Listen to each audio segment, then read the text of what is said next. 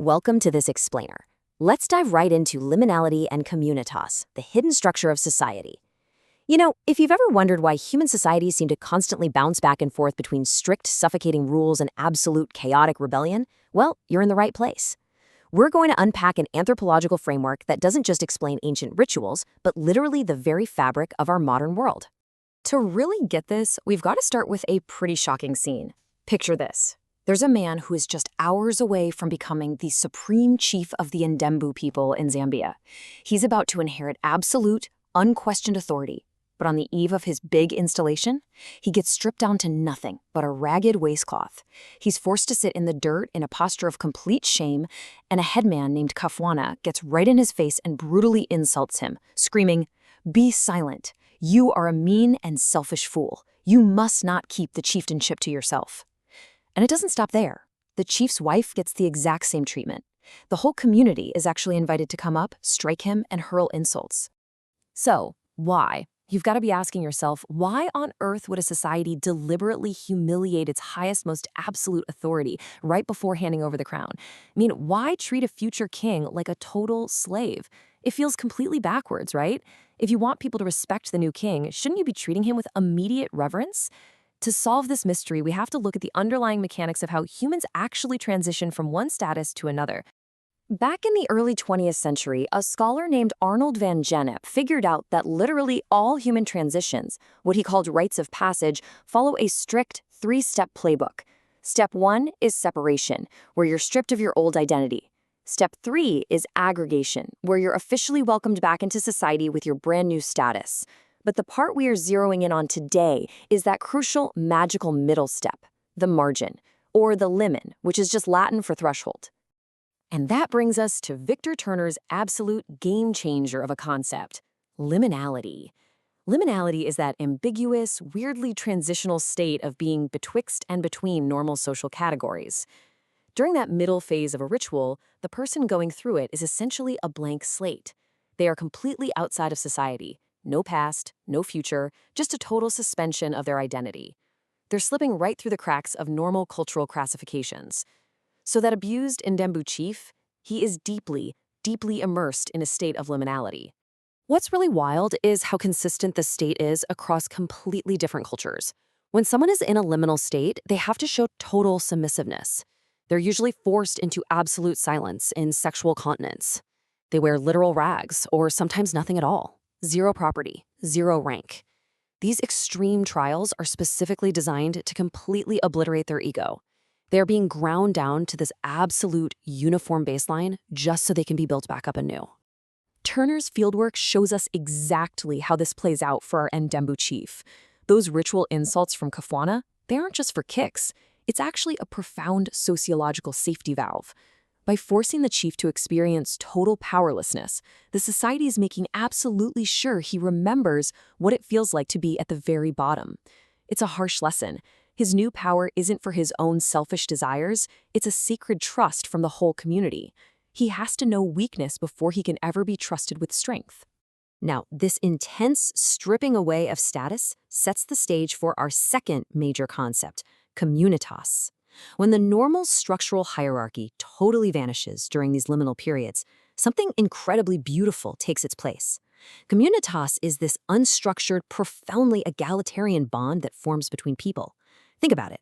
Because everyone in this state has been stripped of their rank, their money, their fancy titles, they just meet each other purely as human beings. It creates a feeling of intense, absolute comradeship.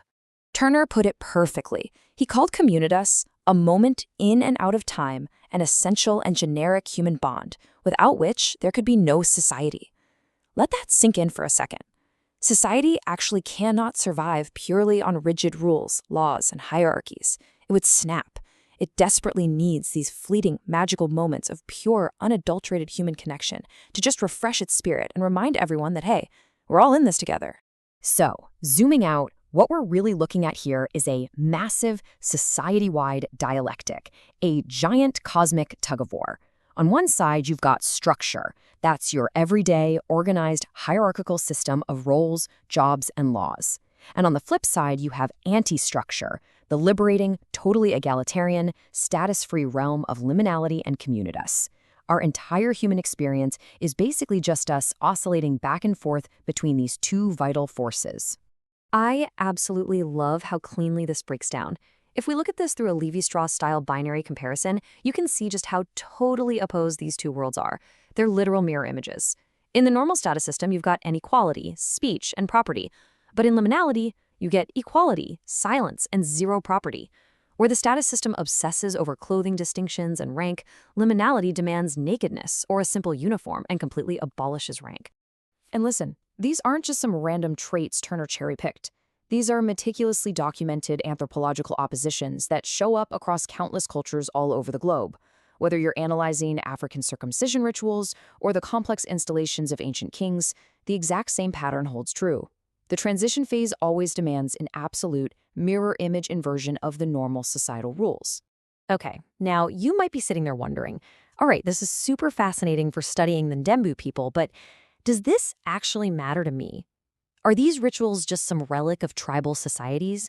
Or do these wild concepts of liminality and anti-structure actually exist right now in our modern, everyday Western world?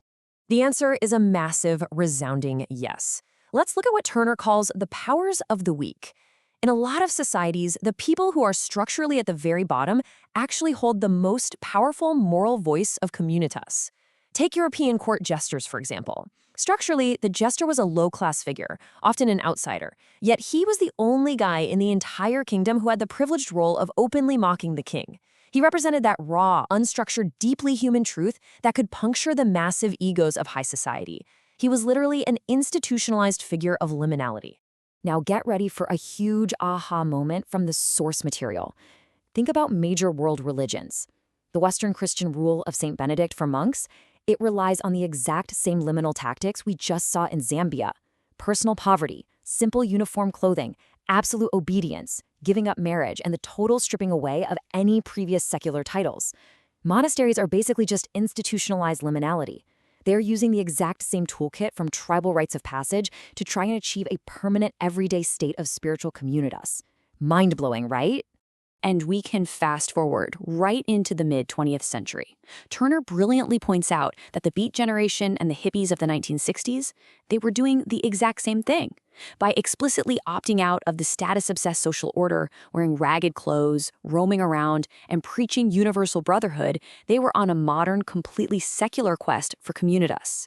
They were desperately seeking that anti-structure in a Western society that they felt had just become way too rigid and bureaucratic. Ultimately, all of this feeds into a pretty inevitable historical cycle. Communitas is beautiful, right? But it just can't last forever in its pure form. Spontaneous communitas eventually need some ground rules to survive long-term, so it institutionalizes. But over time, those rules harden into rigid structure. And when that structure eventually becomes too stifling, people start craving that raw connection again, which sparks a brand new breakout of communitas. It's this constant churning wheel of human social evolution. But, and this is crucial, Turner leaves us with a really stark warning. He says exaggeration of structure may well lead to pathological manifestations of communitas outside or against the law. Basically, when a society becomes way too rigid, too obsessed with bureaucracy and hierarchy, people feel deeply alienated. And that alienation acts like a pressure cooker. It breeds desperate and sometimes violently destructive movements that rise up to forcefully smash the system and reclaim equality. Structure without communitas isn't just boring, it's genuinely dangerous. Which leaves us with this final, kind of provocative thought for you to chew on. Take a look at your own daily routines right now. Your workplace, your relationships. Are they entirely driven by structure, by job titles, and by strict hierarchies? Or do you actively carve out space for that radical equality and deep human connection of communitas? Understanding this hidden anthropological rhythm doesn't just explain some ancient rituals. It gives us a literal roadmap for keeping our own modern lives and our whole society in a healthy, vibrant balance. Thanks so much for joining me for this explainer. Keep learning and keep looking out for those magical moments in and out of time.